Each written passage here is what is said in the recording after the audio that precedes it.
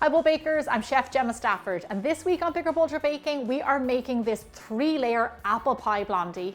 Here's how to do it. Okay, so what is an apple pie blondie? Well, it's something that we kind of created here in the Bigger Bolder Baking kitchen. It is a layer of blondie, a layer of lovely apples, and then a streusel on top. It is so delicious and perfect for this time of year, right in the middle of fall. So we're going to start by making the streusel topping first.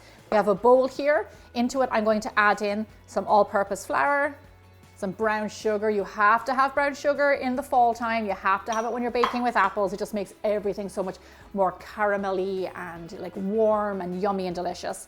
Next, we're going to add in some oats. Now here I have quick cooking oats, but you can use rolled oats. For this recipe, you can use either. That's totally fine. Sometimes for a streusel, I like the smaller oats, and that's why I'm using quick cooking. There's a bit of cinnamon for warmth and just to make everything taste like an apple pie.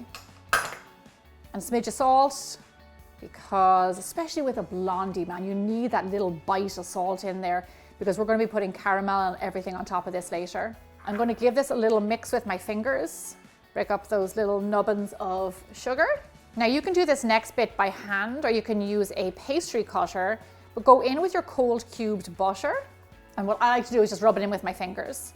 Growing up in Ireland, one of the first things I ever made was with my mom, and it was apple crumble, this is very similar to a crumble, rubbing in your butter to your dry ingredients.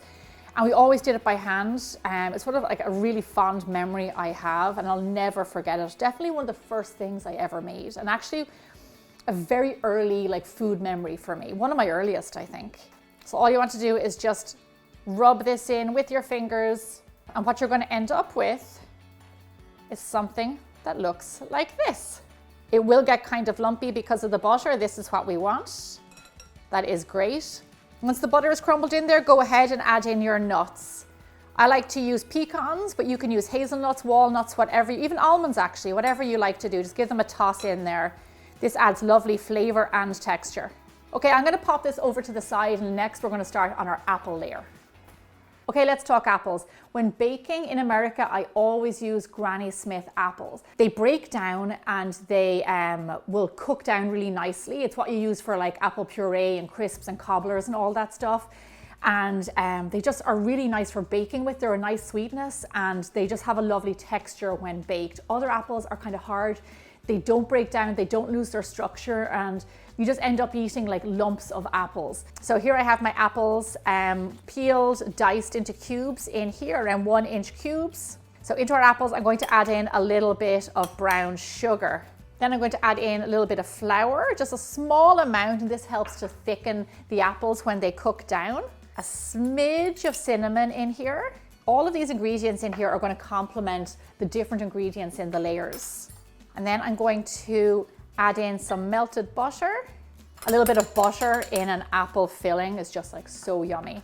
And then lastly, I'm going to add in a little bit of lemon juice just to brighten up those flavors a little bit. And then just give this a mix together. Just mix it until the apples are well coated. Oh wow, this is lovely. I'm definitely getting into the spirit of the season. Fall and the holidays, Christmas are my favorite times of year. Okay, lovely, that's our apple layer ready to go. We are 2/3 of the way there. Next is our blondie layer. So the blondie layer is my favorite part of this. We have a nice big bowl here, and we're just going to make a kind of a traditional blondie. So into our bowl goes a lot of brown sugar, melted butter. Look at all that. Some eggs. Eggs at room temperature so they blend into your batter so much easier. And then a big splash of vanilla. A lot of vanilla in there for lovely flavor. Then just by hand, we're going to whisk these ingredients together. Sometimes a brownie is too much for me, like it's just chocolate on chocolate on chocolate. This is why I definitely gravitate towards a blondie. It's a white version of a brownie. It has lovely like caramel flavor. It's salty. It's buttery. Oh my gosh, I just love it. And then just imagine this with all those layers, apple, streusel on top, ice cream. I mean, it's like everything I love all in one dessert. That's lovely and smooth. I'm going to set that over here to the side, and we're going to mix together our dry ingredients just separately in a different bowl. So I have all-purpose flour in here, plain flour, and into this I'm going to add in salt. Like I said, salt is so important in blondies. And then a little bit of baking powder. And then just give these ingredients a little bit of a mix up together, just to combine the raising agent, the salt, and everything really well. And then just straight away, toss it in here. Then just whisk together until your batter is smooth. You notice in blondies, sometimes there's no raising agent or just a tiny amount because they end up being quite dense and like a big block of like, you know, vanilla caramelly flavors. And that's exactly what you want. There we go, that's our batter. That took no time at all. We have all our 3 layers now. I'm gonna bring them in and let's start to assemble this lovely dessert. So we have everything ready to go, and I have a 9 by 13 inch pan, buttered and lined with parchment. And we're just gonna go layer by layer. So the bottom is our lovely blondie. So this recipe was inspired by a mashup recipe. We sat down and we thought, what are some of our favorite recipes and what are some of our fan favorite recipes? And we're like, people love blondies, people love apple pie. Like, why don't we do a mashup and combine the two in one dessert? Spread out your blondie batter all the way to the edges, just with a spatula as evenly as you can. Next are our apples. Now make sure you cut the apples nice and small so they bake down well during that time, because they're only in the oven for around 40 minutes or so. Lovely, lovely. Oh my gosh, I'm getting excited. And then lastly, go nuts with your streusel topping. Use all of it up. Sprinkle it all the way to the edges.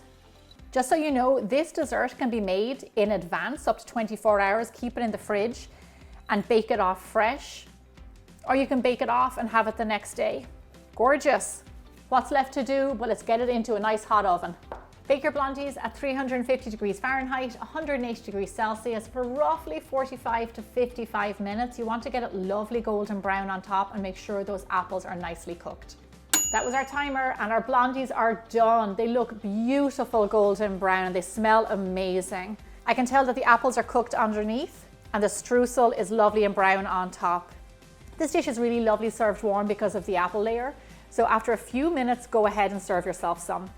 As always, to be extra big and bold, I put a scoop of vanilla ice cream on top and my apple cider caramel sauce drizzled all over. That's what really makes this dessert complete. What I can sum this up as is fall comfort food. There's different textures. You've got the soft apples there in the middle, you've got the blondie on the bottom, and then the texture of the crispy, crumbly streusel on top. And then you've got the flavors of caramel and apple and brown sugar and butter. All these flavors together just makes my heart happy. This is absolutely delicious. If you are in fall baking mode, then stick around. I've got hours of content for you to watch. Thanks so much for being here, and I'll see you back here again really soon.